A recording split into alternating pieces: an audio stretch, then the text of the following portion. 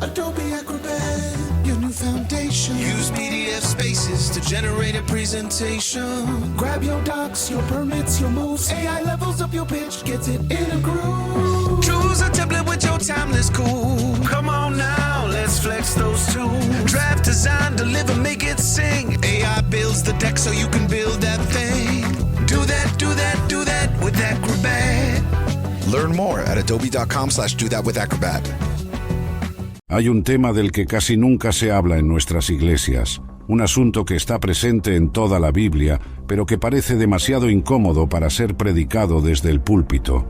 Hoy vamos a abrir este libro sagrado y descubrir cómo era realmente la vida sexual en tiempos bíblicos, sin tapujos ni falsas morales. Oigan, voy a ser muy honesto con ustedes aquí.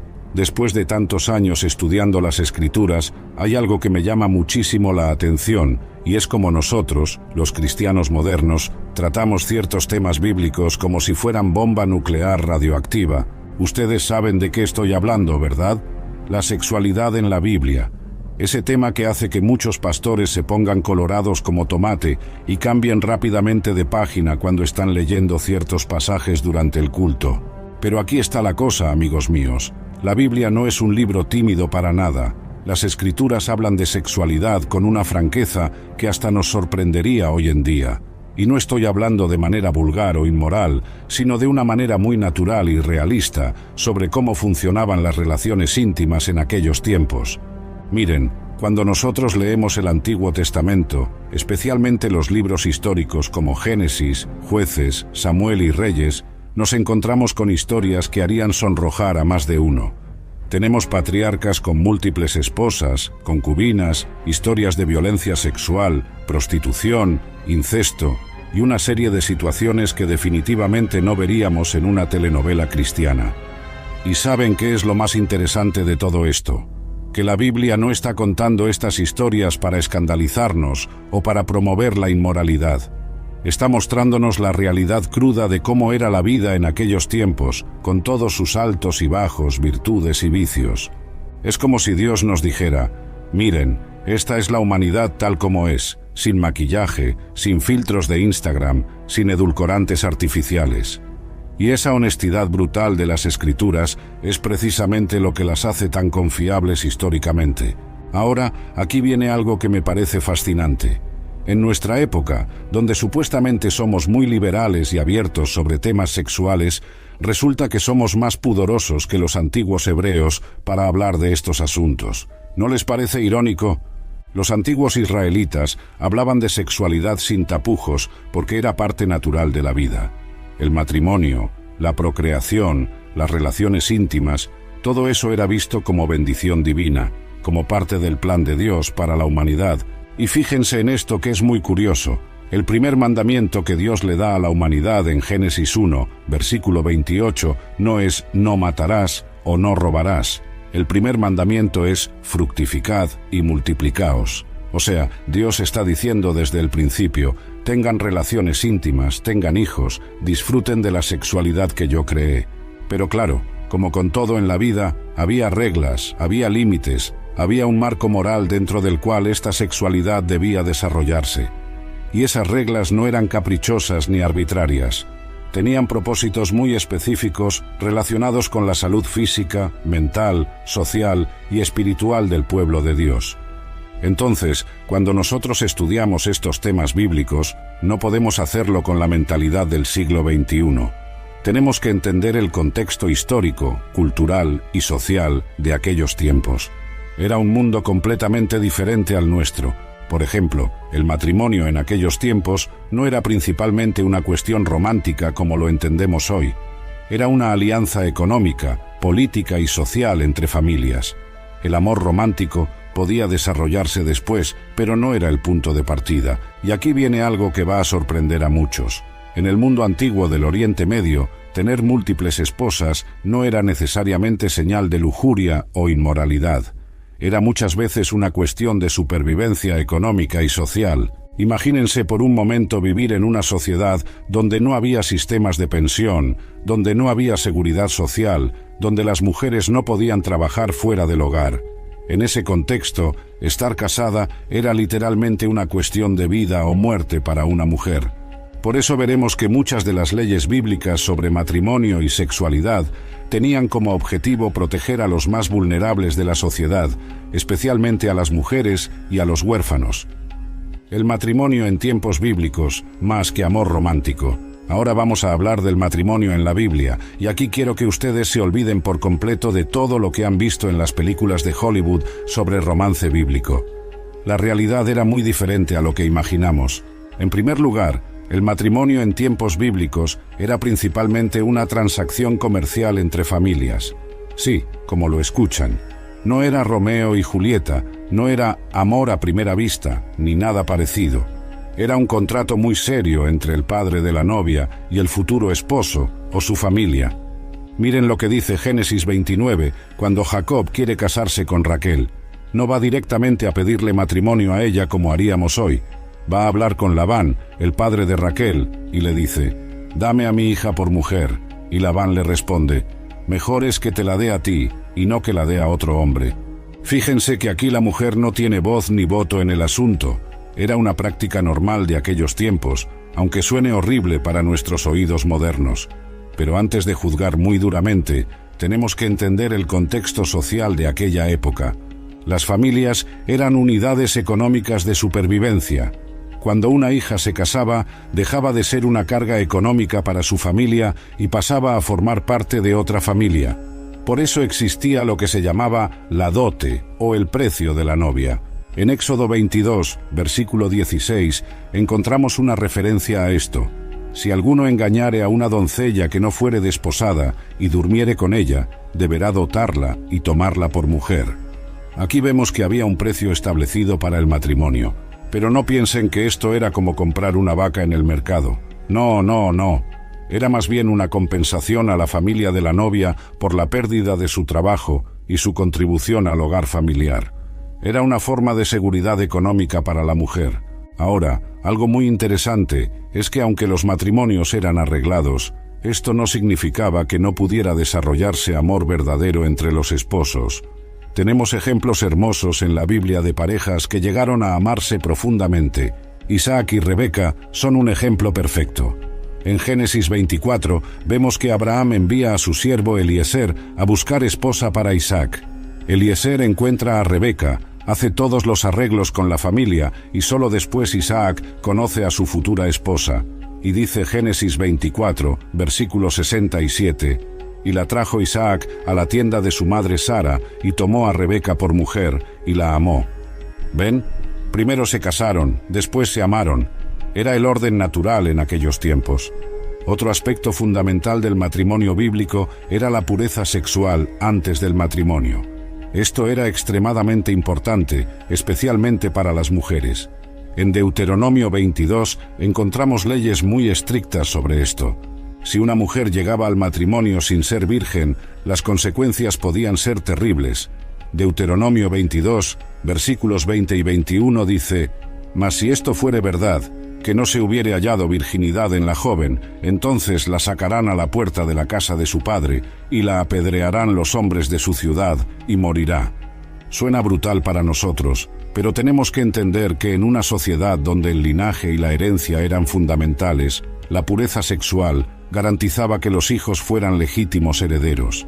Los hombres también tenían responsabilidades. No podían simplemente abandonar a sus esposas por cualquier motivo. En Deuteronomio 22, versículo 19, si un hombre acusaba falsamente a su esposa de no ser virgen, tenía que pagar una multa al padre de ella y no la podrá despedir en todos los días de su vida. El matrimonio también tenía una dimensión espiritual muy profunda. En Efesios 5, versículo 32, Pablo dice que el matrimonio es un gran misterio que representa la relación entre Cristo y la Iglesia, y algo que me parece precioso es que aunque el matrimonio era una institución principalmente práctica, Dios siempre tuvo la intención de que fuera algo hermoso y placentero. El Cantar de los Cantares es prueba de que Dios bendice la intimidad y la pasión en el matrimonio. La ceremonia de matrimonio en sí misma era muy diferente a lo que conocemos hoy. No había iglesias, no había pastores oficiando.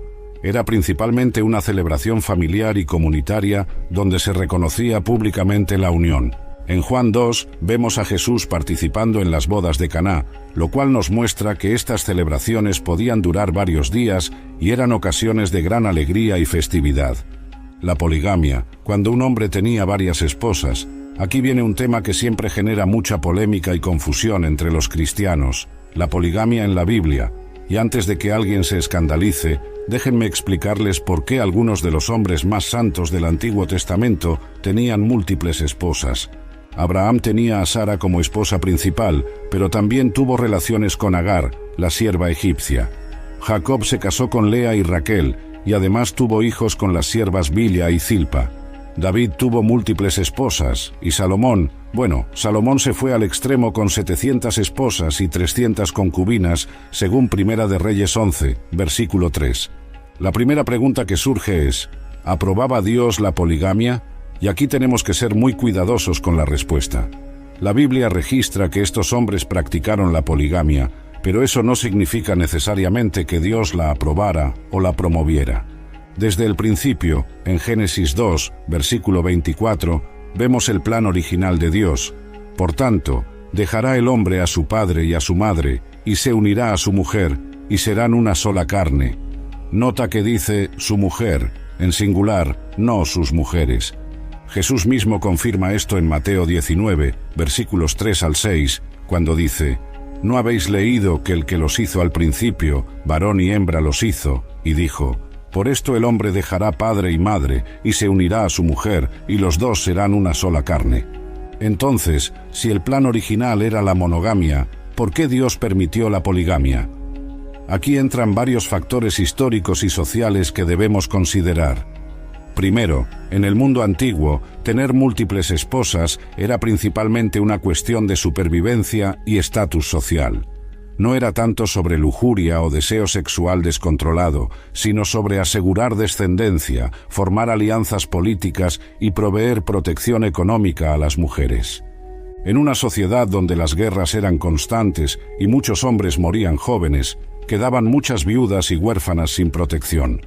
Permitir que un hombre próspero se casara con múltiples mujeres era una forma de asegurar que estas mujeres tuvieran sustento y protección. Además, en culturas agrícolas, tener muchos hijos era fundamental para el trabajo en los campos y para cuidar a los padres en la vejez. Múltiples esposas significaban más posibilidades de descendencia. Pero aquí viene algo muy interesante. Si ustedes leen cuidadosamente las historias de estos hombres polígamos en la Biblia, van a notar que casi siempre había problemas, celos y conflictos en estas familias. Sara tuvo celos de Agar cuando ésta quedó embarazada de Abraham. Génesis 16, versículo 4 dice, «Y él se llegó a Agar, la cual concibió, y cuando vio que había concibió, miraba con desprecio a su señora». El caso de Jacob es aún más dramático. Lea y Raquel estaban en constante competencia por el amor de Jacob. Génesis 29, versículo 31 dice, «Y vio Jehová que Lea era menospreciada, y le dio hijos, pero Raquel era estéril». Las esposas de David también tuvieron conflictos, y no hablemos de Salomón, porque Primera de Reyes 11, versículo 4, nos dice que sus mujeres inclinaron su corazón tras dioses ajenos. ¿Ven el patrón?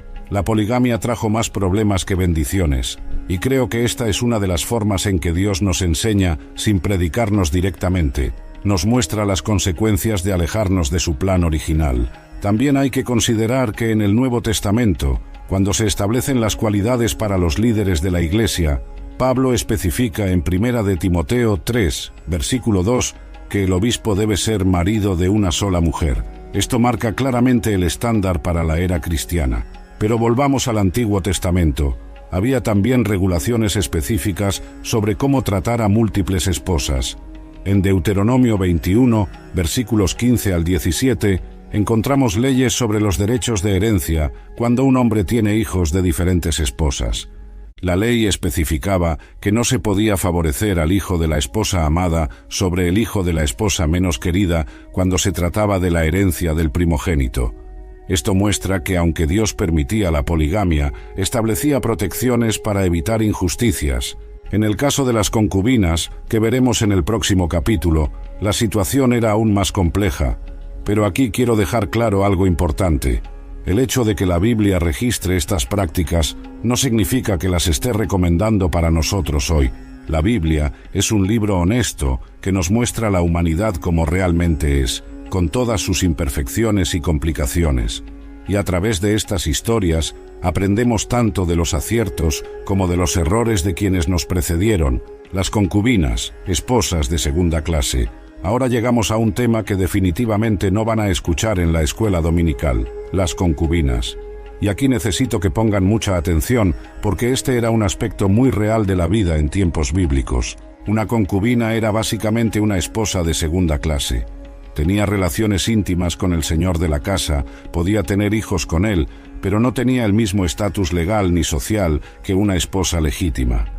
En muchos casos, las concubinas eran esclavas o sirvientas que habían sido elevadas a esta posición. En otros casos, podían ser mujeres de familias pobres que se convertían en concubinas como una forma de asegurar su supervivencia económica. El primer caso de concubinato que encontramos en la Biblia es el de Abraham con Agar. Génesis 16, versículo 3 dice: «Y Sarai, mujer de Abraham, tomó a Agar su sierva egipcia, al cabo de 10 años que había habitado Abraham en la tierra de Canaán, y la dio por mujer a Abraham su marido». Aquí vemos que Sara misma le dio a Agar a Abraham como concubina porque ella no podía darle hijos. En aquellos tiempos, tener descendencia era tan importante que una esposa estéril podía ofrecer su sierva a su marido para que tuviera hijos a través de ella. Pero fíjense en algo muy interesante. Aunque Agar era concubina, cuando quedó embarazada, comenzó a despreciar a Sara. Génesis 16, versículo 4 dice: «Y cuando vio que había concibido, miraba con desprecio a su señora». Esto nos muestra que aunque había diferencias de estatus, las emociones humanas básicas como los celos, el orgullo y la competencia seguían presentes en estas relaciones complejas. Jacob también tuvo concubinas. Bilha y Zilpa, las siervas de Raquel y Lea respectivamente, se convirtieron en sus concubinas y le dieron hijos. En Génesis 30, versículo 3, Raquel le dice a Jacob: «He aquí mi sierva Bilha, llégate a ella, y dará a luz sobre mis rodillas, y yo también tendré hijos de ella». David tuvo varias concubinas además de sus esposas. Segunda de Samuel 5, versículo 13 dice: «Y tomó David más concubinas y mujeres de Jerusalén, después que vino de Hebrón, y le nacieron más hijos e hijas». Pero el caso más extremo es el de Salomón. Primera de Reyes 11, versículo 3, menciona que tenía 700 mujeres reinas y 300 concubinas. Esto obviamente era excesivo y trajo consecuencias terribles, porque estas mujeres inclinaron su corazón tras dioses ajenos. Ahora, es importante entender que aunque las concubinas tenían un estatus inferior al de las esposas, no eran simplemente objetos sexuales. Tenían ciertos derechos y protecciones bajo la ley. En Éxodo 21, versículos 7 al 11, encontramos regulaciones específicas sobre el trato a las concubinas. Si un hombre tomaba una concubina y después se casaba con otra mujer, no podía disminuir la comida, el vestido o los derechos conyugales de la concubina. Las concubinas también podían tener hijos que eran reconocidos como descendencia legítima del padre, aunque generalmente no tenían los mismos derechos de herencia que los hijos de las esposas principales. Un ejemplo dramático de esto lo vemos en Jueces 11 con Jefté, quien era hijo de una prostituta. Sus medios hermanos lo echaron de casa diciendo: «No heredarás en la casa de nuestro padre, porque eres hijo de otra mujer». Pero Dios puede usar a cualquiera, sin importar su origen. Jefté llegó a ser uno de los jueces de Israel y liberó al pueblo de los amonitas. Hay una historia muy trágica en Jueces 19 sobre la concubina de un levita que fue violentada por hombres malvados de Gabaa. Esta historia nos muestra lo vulnerable que podía ser la posición de una concubina y cómo la violencia contra las mujeres era un problema serio, incluso en tiempos bíblicos. La concubina fue entregada por su propio señor a estos hombres perversos para protegerse a sí mismo. La abusaron toda la noche y murió como resultado. Esta historia horrible llevó a una guerra civil en Israel y casi exterminó a la tribu de Benjamín. Esta narración nos enseña que aunque la Biblia registra estas prácticas, no las está aprobando. Al contrario, nos muestra las terribles consecuencias de la degradación moral y la falta de respeto por la dignidad humana. En el Nuevo Testamento, el concepto de concubinato desaparece completamente. Jesús elevó el estándar del matrimonio y Pablo enseñó que cada hombre debía tener su propia esposa y cada mujer su propio marido, estableciendo la monogamia como el ideal cristiano. Primera de Corintios 7, versículo 2 dice: «Pero a causa de las fornicaciones, cada uno tenga su propia mujer y cada una tenga su propio marido». Aquí no hay lugar para concubinas ni para relaciones de segunda clase. Lo que aprendemos de todo esto es que Dios fue gradualmente revelando su voluntad perfecta para las relaciones humanas. En el Antiguo Testamento reguló y controló prácticas que ya existían en la cultura, pero en el Nuevo Testamento estableció el estándar final: un hombre, una mujer, en una relación de amor mutuo y respeto. El levirato, casarse con la viuda del hermano. Ahora vamos a hablar de una práctica que suena completamente extraña para nosotros hoy: el matrimonio levirato. Y prepárense porque esto va a sonar muy raro a nuestros oídos modernos. El levirato era una ley que obligaba a un hombre a casarse con la viuda de su hermano si éste había muerto sin tener hijos. Y no era opcional. Era una obligación legal y social muy seria. Esta ley está claramente establecida en Deuteronomio 25, versículos 5 y 6. Cuando hermanos habitaren juntos, y muriere alguno de ellos, y no tuviere hijo, la mujer del muerto no se casará fuera con hombre extraño. Su cuñado se llegará a ella, y la tomará por su mujer, y hará con ella parentesco. Y el primogénito que ella diere a luz sucederá en el nombre de su hermano muerto, para que el nombre de éste no sea borrado de Israel. ¿Por qué existía esta ley tan extraña? Bueno, tenemos que entender que en el mundo antiguo, especialmente en la cultura hebrea, continuar el linaje familiar era algo fundamental. No era solo una cuestión sentimental, sino de supervivencia económica y social. Si un hombre moría sin hijos, su nombre desaparecía de Israel, su herencia se perdía, y su viuda quedaba en una situación muy vulnerable. El matrimonio levirato solucionaba todos estos problemas de una sola vez. El cuñado se casaba con la viuda, el primer hijo que nacía llevaba el nombre del hermano muerto, heredaba sus propiedades y la viuda quedaba protegida económicamente. Era una solución muy práctica para un problema muy real. Tenemos varios ejemplos de esto en la Biblia. El más famoso es la historia de Tamar en Génesis 38. Judá tenía 3 hijos, Onán y Sela. Se casó con Tamar, pero murió sin tener hijos. Entonces Judá le dijo a Onán: «Llégate a la mujer de tu hermano, y despósate con ella, y levanta descendencia a tu hermano». Pero Onán hizo algo terrible. Génesis 38, versículo 9, dice que derramaba en tierra para no dar descendencia a su hermano. Esto desagradó tanto a Dios que mató a Onán también. ¿Por qué? Porque Onán estaba disfrutando del placer sexual con Tamar, pero se negaba a cumplir con su responsabilidad de darle descendencia a su hermano muerto. Después de esto, Judá le dijo a Tamar que esperara hasta que Sela creciera, pero cuando Sela ya era adulto, Judá no cumplió su promesa. Entonces Tamar tomó el asunto en sus propias manos. Se disfrazó de prostituta, sedujo al mismo Judá sin que él la reconociera y quedó embarazada. Cuando Judá se enteró de que Tamar estaba embarazada, la acusó de prostitución y ordenó que la quemaran. Pero Tamar tenía pruebas de quién era el padre. Mostró el sello, el cordón y el báculo de Judá, y él tuvo que reconocer: «Más justa es ella que yo, por cuanto no la he dado a Sela mi hijo». Esta historia nos enseña que las mujeres en aquellos tiempos, aunque estaban en posiciones vulnerables, a veces encontraban maneras ingeniosas de proteger sus derechos y asegurar su supervivencia. Otro ejemplo famoso es el libro de Ruth. Cuando el esposo de Ruth murió, ella se fue con su suegra Noemí a Belén. Allí conoció a Buz, que era pariente de su difunto esposo. Aunque Buz no era exactamente el cuñado de Ruth, era un pariente redentor que tenía la responsabilidad de cuidar de la viuda según las costumbres de Israel. Ruth 3, versículo 9 dice: «Entonces él dijo: ¿Quién eres?». Y ella respondió: «Yo soy Ruth tu sierva. Extiende el borde de tu capa sobre tu sierva, por cuanto eres pariente cercano».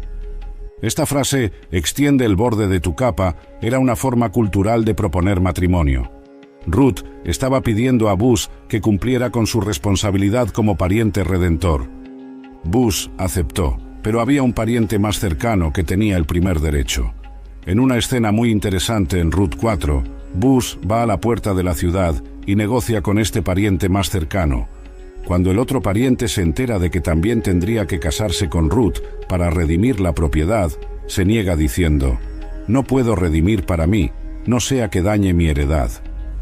Entonces Boaz se casó con Ruth.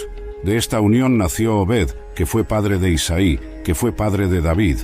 O sea que por el matrimonio levirato, Ruth la moabita se convirtió en bisabuela del rey David y ancestral de Jesucristo. Pero también había casos donde la gente se negaba a cumplir con el levirato. En Deuteronomio 25, versículos 7 al 10, la ley establecía un procedimiento para estos casos. Si el cuñado se negaba a casarse con la viuda, ella podía llevarlo ante los ancianos de la ciudad. Si él insistía en negarse, ella le quitaba el calzado de su pie, le escupía en la cara y declaraba: «Así se hará al varón que no quiere edificar la casa de su hermano». Después de esto, su familia sería conocida en Israel como la casa del descalzado, lo cual era una gran vergüenza social. Esta práctica del levirato nos puede parecer extraña hoy, pero cumplía funciones sociales muy importantes en aquellos tiempos. Protegía a las viudas, preservaba los linajes familiares y mantenía las propiedades dentro de las familias. En el Nuevo Testamento, cuando los saduceos trataron de poner en aprietos a Jesús con una pregunta sobre el levirato, él respondió que en la resurrección no habrá matrimonio, mostrando que estas instituciones terrenales son temporales. Prohibiciones sexuales, lo que Dios consideraba abominación. Ahora llegamos a un capítulo que va a incomodar a muchas personas, pero necesitamos hablar de esto con honestidad y claridad. Las prohibiciones sexuales en la Biblia.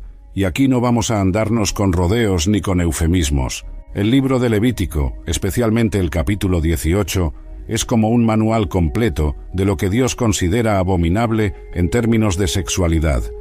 Y déjenme decirles que la lista es bastante específica y directa. Levítico 18, versículo 6, establece el principio general: ningún varón se llegue a parienta próxima alguna para descubrir su desnudez. Yo, Jehová. Esta es la base para todas las prohibiciones que siguen. El incesto estaba totalmente prohibido. No podías tener relaciones con tu madre, tu madrastra, tu hermana, tu hermanastra, tu nieta, tu tía, tu nuera o la esposa de tu hermano. La lista es muy detallada y no deja lugar a dudas. Levítico 18, versículo 8 dice: «La desnudez de la mujer de tu padre no descubrirás, es la desnudez de tu padre». Y el versículo 9 añade: «La desnudez de tu hermana, hija de tu padre o hija de tu madre, nacida en casa o nacida fuera, su desnudez no descubrirás». ¿Por qué estas prohibiciones eran tan importantes? Bueno, además de las razones espirituales y morales, había razones muy prácticas relacionadas con la salud genética y la estabilidad social. Los matrimonios entre parientes cercanos aumentan dramáticamente las posibilidades de defectos genéticos en los hijos. Dios estaba protegiendo a las futuras generaciones de problemas de salud graves. Además, estas prohibiciones protegían la estructura familiar. Imaginen el caos que se crearía si un hombre pudiera casarse con su madrastra o su nuera. Las relaciones familiares se volverían un desastre total. También estaba prohibida la homosexualidad. Levítico 18, versículo 22, dice claramente: «No te echarás con varón como con mujer, es abominación». Y Levítico 20, versículo 13 repite: «Si alguno se ayuntare con varón como con mujer, abominación hicieron, ambos han de ser muertos, su sangre será sobre ellos».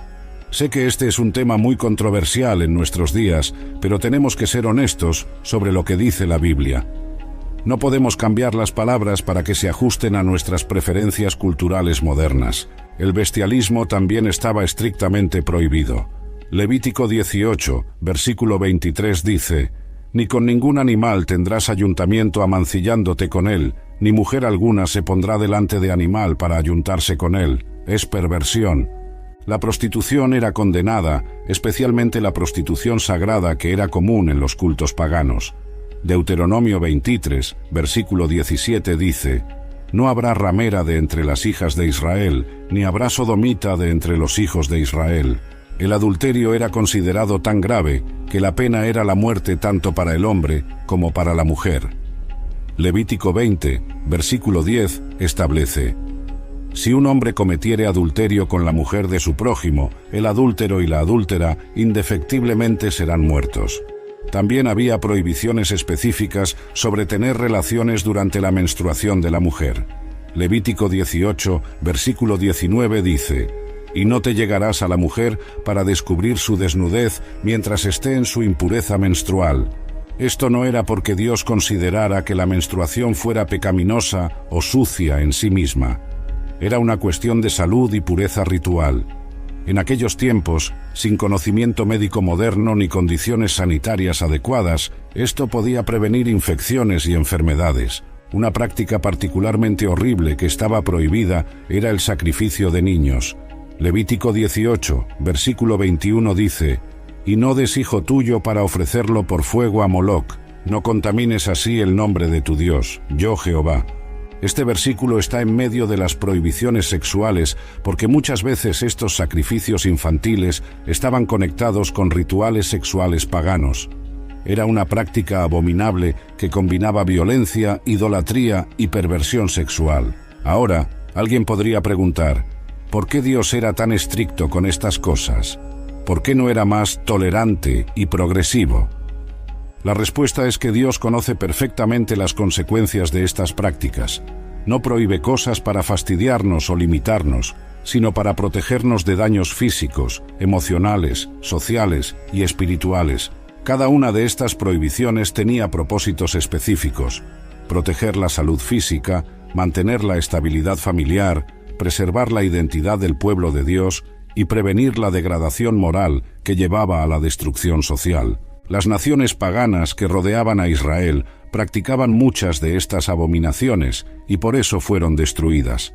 Levítico 18, versículos 24 y 25 advierten: en ninguna de estas cosas os amancilléis, pues en todas estas cosas se han corrompido las naciones que yo echo de delante de vosotros, y la tierra fue contaminada, y yo visité su maldad sobre ella, y la tierra vomitó sus moradores. Es importante entender que aunque estas leyes parecen duras, estaban diseñadas para crear una sociedad sana, justa y próspera. No eran restricciones arbitrarias, sino sabiduría divina para el bienestar humano. La prostitución y los cultos paganos. Ahora vamos a hablar de algo que va a sorprender a muchos de ustedes. En el mundo antiguo, la prostitución no era solo un negocio, sino que muchas veces era parte de la adoración religiosa. Sí, como lo escuchan. Los templos paganos tenían prostitutas sagradas como parte de sus rituales. Esta práctica era especialmente común en los cultos a diosas de la fertilidad como Astarté, Asera y Afrodita. La idea era que al tener relaciones sexuales con las prostitutas del templo, los adoradores podían invocar la bendición de los dioses sobre sus cosechas, sus rebaños y su fertilidad personal.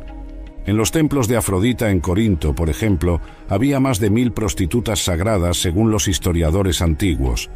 Era una práctica tan común que se consideraba normal y respetable en la cultura griega. Baal, el dios cananeo de la fertilidad, tenía templos donde hombres y mujeres se prostituían como parte del culto. Creían que al imitar sexualmente a los dioses podían asegurar la fertilidad de la tierra y de sus familias. ¿Y saben qué? Esta fue una de las tentaciones más grandes que enfrentó el pueblo de Israel a lo largo de su historia. Una y otra vez cayeron en estos cultos paganos que combinaban idolatría con promiscuidad sexual. En Números 25 vemos un ejemplo terrible de esto. El pueblo de Israel empezó a fornicar con las mujeres moabitas, y ellas los invitaron a los sacrificios de sus dioses. El versículo 3 dice: así acudió el pueblo a Baal Peor, y el furor de Jehová se encendió contra Israel.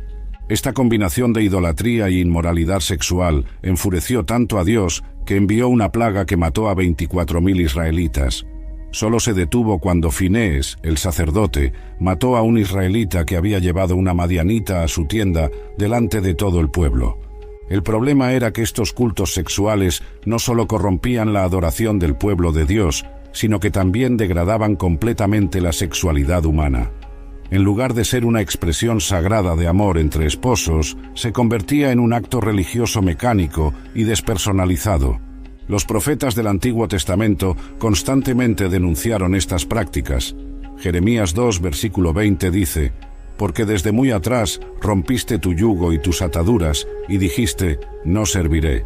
Con todo eso, sobre todo collado alto y debajo de todo árbol frondoso, te echabas como ramera. Aquí Jeremías está usando la prostitución como metáfora de la infidelidad espiritual de Israel, pero también está haciendo referencia literal a los cultos sexuales que se practicaban en los lugares altos y bajo los árboles sagrados. Ezequiel fue aún más directo en sus denuncias. En Ezequiel 16 describe a Jerusalén como una prostituta que se entrega a todos los que pasan, refiriéndose tanto a la adoración de ídolos como a las prácticas sexuales que la acompañaban. Los reyes de Israel y Judá a menudo promovieron estos cultos abominables. Roboam, hijo de Salomón, permitió que se establecieran sodomitas en la tierra. Primera de Reyes 14, versículo 24 dice: «Hubo también sodomitas en la tierra, e hicieron conforme a todas las abominaciones de las naciones que Jehová había echado de delante de los hijos de Israel». Manasés fue especialmente perverso. Segunda de Reyes 21, versículo 7, dice que puso una imagen de Asera que él había hecho, en la casa de la cual Jehová había dicho a David y a Salomón su hijo: «En esta casa y en Jerusalén, la cual elegí de todas las tribus de Israel, pondré mi nombre para siempre». Imaginen la abominación, poner un ídolo sexual pagano en el mismo templo de Jehová. Esto era como escupir en la cara de Dios. Pero también hubo reyes que lucharon contra estas prácticas corruptas. Asa quitó a todas las rameras del país y quitó todos los ídolos que sus padres habían hecho, según Primera de Reyes 15, versículo 12. Josafat continuó la obra de limpieza y Josías fue aún más radical. Segunda de Reyes 23, versículo 7, dice que derribó las casas de los sodomitas que estaban en la casa de Jehová, en las cuales tejían las mujeres tiendas para Asera. ¿Pueden creerlo? Había prostitutas masculinas operando dentro del mismo templo de Dios. La corrupción había llegado tan lejos que el lugar más sagrado de Israel se había convertido en un prostíbulo pagano. Esta batalla entre la pureza sexual y la corrupción pagana siguió hasta el Nuevo Testamento. Pablo tuvo que lidiar con estos problemas en Corinto, una ciudad famosa por sus templos de prostitución sagrada. En 1 de Corintios 6, versículos 15 y 16, Pablo pregunta: ¿no sabéis que vuestros cuerpos son miembros de Cristo? ¿Quitaré pues los miembros de Cristo y los haré miembros de una ramera? En ninguna manera. ¿O no sabéis que el que se une con una ramera es un cuerpo con ella? Porque dice: los dos serán una sola carne. Pablo entendía que la prostitución, especialmente la prostitución sagrada, era una perversión total del plan de Dios para la sexualidad humana. No era solo inmoralidad, sino idolatría disfrazada de religión. En Apocalipsis 17 y 18, la Gran Babilonia es descrita como la gran ramera que corrompe a toda la tierra. Esto no es coincidencia. La prostitución espiritual y la prostitución física van de la mano. El mensaje es claro: Dios quiere pureza tanto en nuestra adoración como en nuestra sexualidad. No podemos separar estas dos áreas de la vida. Lo que hacemos con nuestros cuerpos afecta nuestra relación con Dios, y nuestra relación con Dios afecta lo que hacemos con nuestros cuerpos. El divorcio en la Biblia, ¿cuándo era permitido? El tema del divorcio es uno de los más complicados y dolorosos que encontramos en las Escrituras. Y aquí quiero que entiendan algo desde el principio. Dios odia el divorcio, pero eso no significa que nunca sea permitido o necesario. En Malaquías 2, versículo 16, Dios dice claramente: «Porque Jehová Dios de Israel ha dicho que él aborrece el repudio». La palabra repudio aquí se refiere al divorcio. Dios odia el divorcio porque destruye lo que él diseñó para ser permanente y hermoso. Pero desde el principio de la ley mosaica había provisiones para el divorcio en ciertas circunstancias. En Deuteronomio 24, versículos 1 al 4, encontramos la ley básica sobre el divorcio en el Antiguo Testamento. Cuando alguno tomare mujer y se casare con ella, si no le agradare por haber hallado en ella alguna cosa indecente, le escribirá carta de divorcio y se la entregará en su mano y la despedirá de su casa. La frase clave aquí es alguna cosa indecente. En hebraico es ervat davar, que literalmente significa desnudez de algo o vergüenza de algo. Pero ¿qué exactamente constituía esta cosa indecente? Era motivo de gran debate entre los rabinos. La escuela de Shammai, que era más conservadora, interpretaba que solo se refería al adulterio. La escuela de Hillel, más liberal, decía que podía ser cualquier cosa que disgustara al marido, incluso quemar la comida. Cuando los fariseos le preguntaron a Jesús sobre esto en Mateo 19, versículo 3, ¿es lícito al hombre repudiar a su mujer por cualquier causa? Estaban tratando de que él tomara partido en este debate rabínico, pero Jesús los llevó de vuelta al plan original de Dios. En Mateo 19, versículos 4 al 6, les recordó: ¿no habéis leído que el que los hizo al principio, varón y hembra los hizo?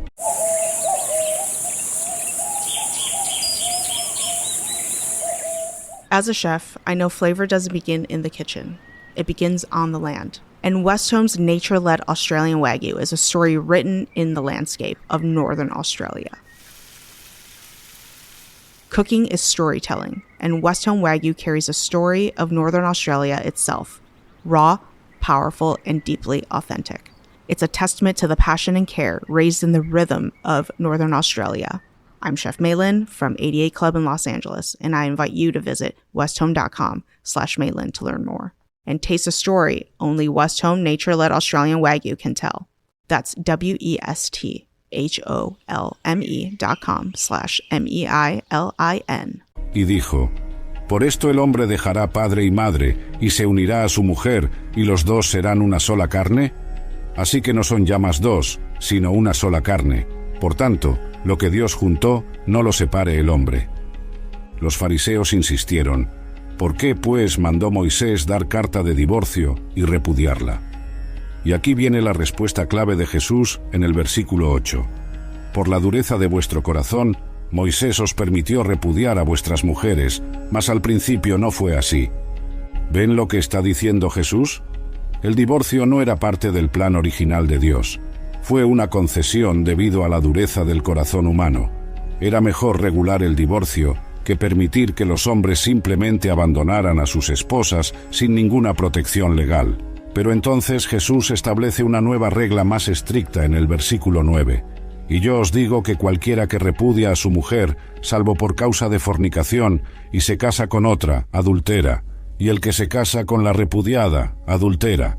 Aquí Jesús está diciendo que la única causa legítima para el divorcio es la fornicación, o porneia, en griego, que se refiere a inmoralidad sexual, incluyendo el adulterio.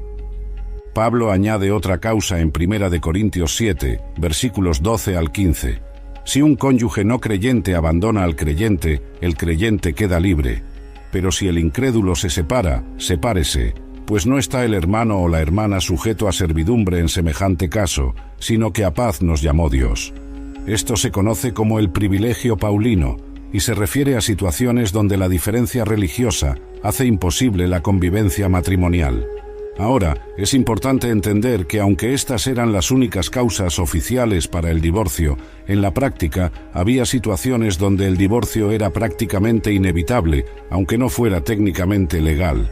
Por ejemplo, si un esposo era violento y ponía en peligro la vida de su esposa e hijos, ¿qué debía hacer ella? ¿Quedarse y morir? El sentido común y la preservación de la vida tenían que prevalecer. En el Antiguo Testamento vemos que Dios mismo se divorció de Israel por su adulterio espiritual. Jeremías 3, versículo 8 dice: Ella vio que por haber fornicado la rebelde Israel, yo la repudié y le di carta de divorcio, pero no tuvo temor la rebelde Judá su hermana, sino que también fue ella y fornicó. Esto nos muestra que aunque Dios odia el divorcio, a veces es necesario cuando una de las partes persiste en la infidelidad y el rechazo. La carta de divorcio mencionada en Deuteronomio era muy importante porque protegía a la mujer. Sin esta carta, ella no podía probar que estaba legalmente divorciada y libre para casarse de nuevo. La carta le daba protección legal y social. Un ejemplo de esto lo vemos en la historia de Gomer y Oseas. Aunque Gomer fue infiel repetidamente, Oseas la recibió de vuelta como ilustración del amor de Dios por Israel. pero si ella hubiera persistido en su infidelidad sin arrepentimiento, el divorcio habría sido justificado. En el Nuevo Testamento, Pablo aconseja a los casados en 1 Corintios 7, versículo 11, «Y si se separa, quédese sin casar, o reconcíliese con su marido, y que el marido no abandone a su mujer». Esto sugiere que incluso cuando hay separación, la preferencia de Dios es siempre la reconciliación cuando sea posible, pero también tenemos que ser realistas. Hay matrimonios que están tan destruidos por la violencia, el abuso, el adulterio persistente o el abandono, que continuar sería más dañino que divorciarse. En estos casos, aunque el divorcio no sea ideal, puede ser el menor de dos males. Dios es un Dios de misericordia que entiende las situaciones humanas complejas. Lo importante es entender que el divorcio nunca debe ser la primera opción. Debe ser el último recurso después de haber agotado todos los esfuerzos por la reconciliación, el perdón y la restauración. Y para aquellos que han pasado por un divorcio, el mensaje del Evangelio es claro: hay perdón, hay restauración y hay esperanza para el futuro. El divorcio no es el pecado imperdonable. La sexualidad femenina, su misión y derechos en el mundo antiguo.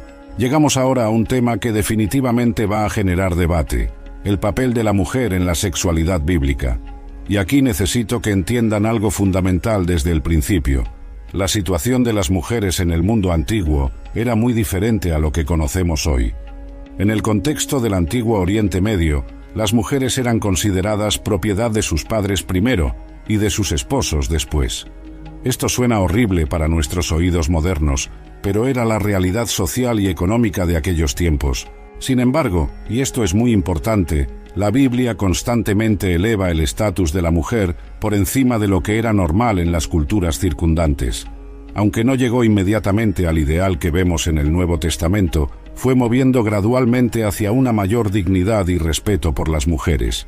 En Génesis 2, versículo 18, Dios dice: «No es bueno que el hombre esté solo, le haré ayuda idónea para él». La palabra ayuda idónea en hebraico es eser kenegdo, que significa una ayuda correspondiente a él o una ayuda como su igual. Esto es muy significativo porque la palabra ezer se usa frecuentemente en el Antiguo Testamento para referirse a Dios mismo como nuestro ayudador. No implica inferioridad, sino complementariedad y fortaleza. Pero en términos prácticos, las mujeres en el mundo antiguo tenían muy pocas opciones económicas fuera del matrimonio. No podían heredar propiedades en la mayoría de los casos, no podían ejercer profesiones independientes y dependían totalmente de los hombres para su supervivencia.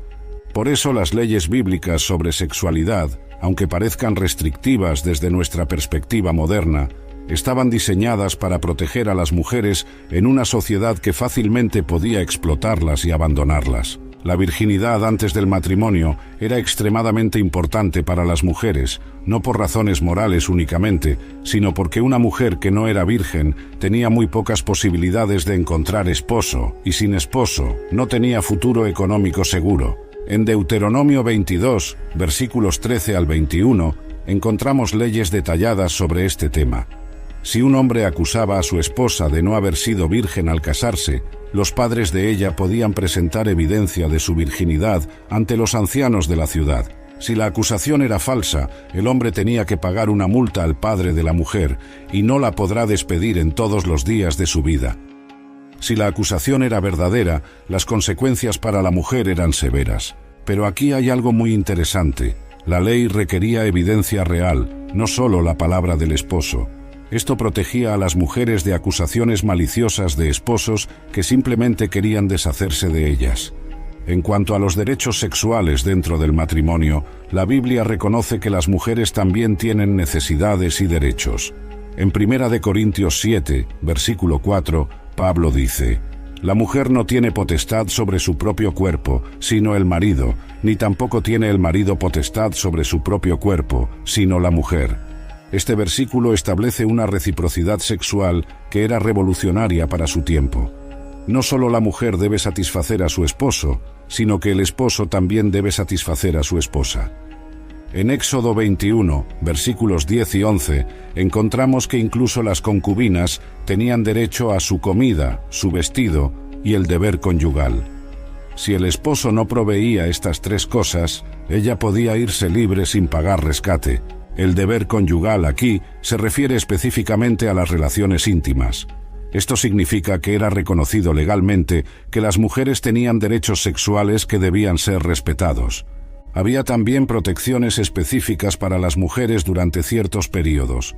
Durante la menstruación y después del parto, las mujeres estaban exentas de relaciones sexuales según las leyes de pureza de Levítico 12 y 15. Esto no era porque se considerara que las mujeres fueran sucias durante estos periodos, sino que era una forma de proteger su salud y darles tiempo de recuperación. En casos de violación, las leyes bíblicas eran mucho más progresivas que las de las culturas circundantes. En Deuteronomio 22, versículos 25 al 27, si una mujer era violada en el campo, solo el violador era castigado con la muerte. La mujer era considerada víctima inocente. La Biblia también presenta ejemplos de mujeres fuertes que tomaron control de sus circunstancias sexuales y maritales. Tamar, que mencionamos antes, se las ingenió para asegurar descendencia cuando fue negada injustamente. Ruth tomó la iniciativa para proponer matrimonio a Buz. Abigail, la esposa de Nabal, tomó acción independiente para salvar a su familia cuando su esposo actuó neciamente con David en 1 Samuel 25. Después de la muerte de Nabal, se casó con David. Esther usó su posición como reina y su atractivo sexual sabiamente para salvar a su pueblo del genocidio. No fue pasiva, sino estratégica y valiente. En el Nuevo Testamento, Jesús trató a las mujeres con un respeto que era completamente inusual para su tiempo. Habló públicamente con la samaritana junto al pozo, defendió a la mujer adúltera, permitió que mujeres lo siguieran y lo apoyaran económicamente. Pablo enseñó que en Cristo no hay varón ni mujer en términos de valor espiritual en Gálatas 3, versículo 28. Aunque mantuvo ciertas distinciones de roles, estableció una igualdad fundamental en dignidad y valor.